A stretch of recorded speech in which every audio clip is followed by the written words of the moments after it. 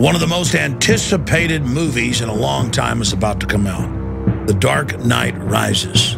Get ready, because we are going to leak, spoil, and decode the new Batman film that's coming out. We're going to get into the meaning behind the meaning, the secrets behind the secrets. But first, understand, this is one of the most successful propaganda franchises out there selling tyranny.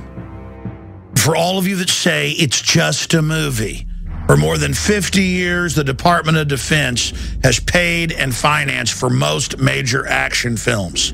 They all have a unified propaganda message selling you on the idea that you're powerless and that you can't protect yourself.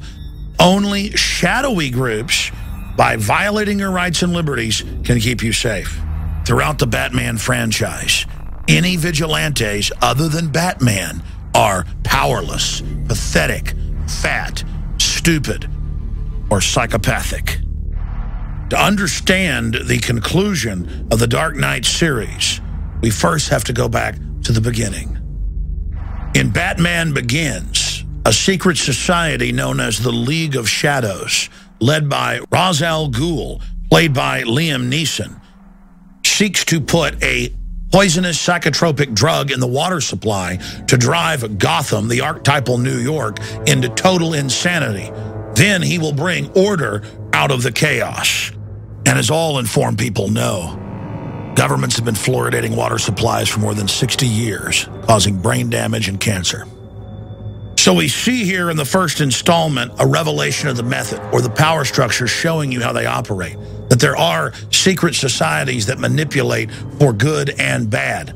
Bruce Wayne, the aristocrat, the banker, the globalist, has his secretive system. And then there's the evil outlanders trying to come in and take over. In part 2, Batman, the Dark Knight, we're introduced to the Joker. Now let's analyze the underlying messages here. He is a nonconformist, a libertarian type who makes his own clothes and burns money.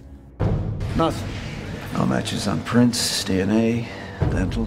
Clothing is custom, no labels. He doesn't go along with the mainline consumerist corporate culture. And so he's got to be a murdering psychopath who enjoys blowing up hospitals, bridges, ships, and killing police officers. But our hero, the rich banker industrialist Bruce Wayne, have developed a system to hack into cell phones and use them to create a sonar system that can give them a three-dimensional view of what's happening by using Defense Department technology they were developing to hack into all the cell phones and use them as audio microphone systems. They're able to save the city because they violate everyone's rights and spy on them without warrants. So again, it aids and abets and gives comfort to criminal elements in the NSA who on record are spying on the American people and using all of our appliances, from smart meters to computers to smartphones, to spy on us. All of it is pro-tyranny propaganda. We now move from part 2 to part 3, The Dark Knight Rises. So let's start decoding The Dark Knight Rises.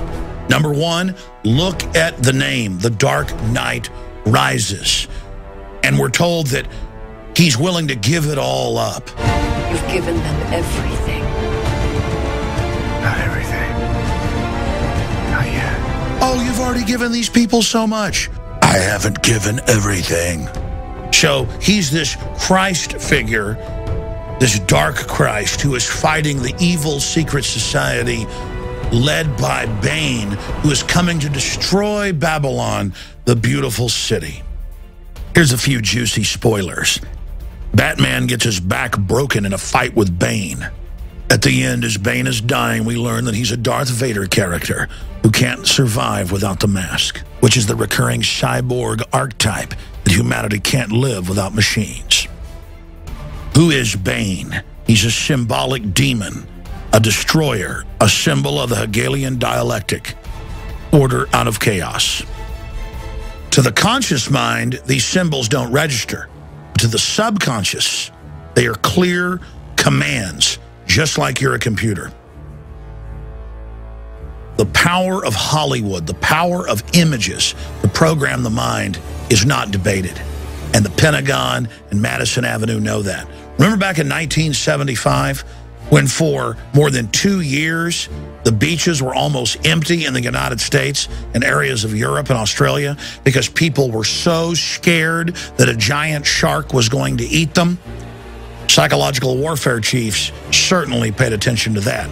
Even though on average, less than 5 people die a year from great white shark attacks worldwide, people would not go in the water and were demanding shark patrols and more lifeguards for a non-existent threat.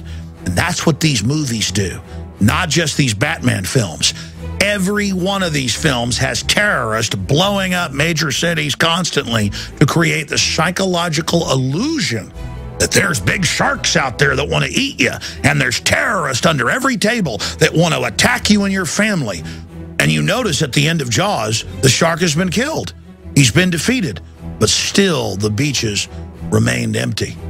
You are being subconsciously programmed. When you go in one of these movies and just turn yourself over to it and suspend disbelief, you become a willing victim to have your mind literally programmed in that key fear state. Because when the mind is in that fear state, it is wide open to be reprogrammed.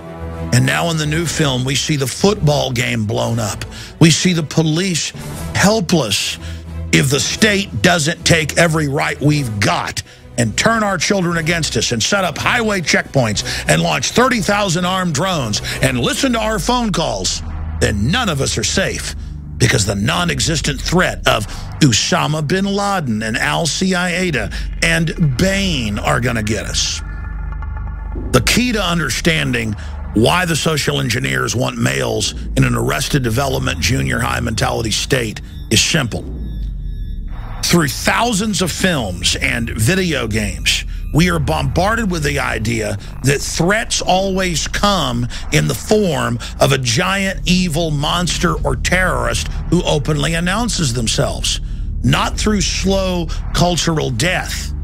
And men are presented with an idea of Arnold Schwarzenegger, the Herculean figure, or somebody like Batman, defeating the enemy all by themselves because the public is powerless.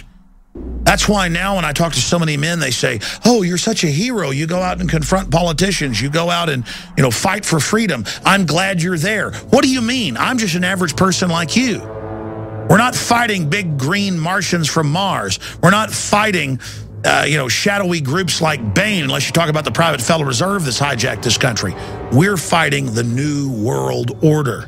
We're fighting a corporate takeover system with regulations and red tape that doesn't announce itself as an enemy, but that just oozes in with bureaucracy to dominate and usurp our lives. We're fighting the UN and Agenda 21 and a federal government bought and paid for by foreign interest engaging in treason.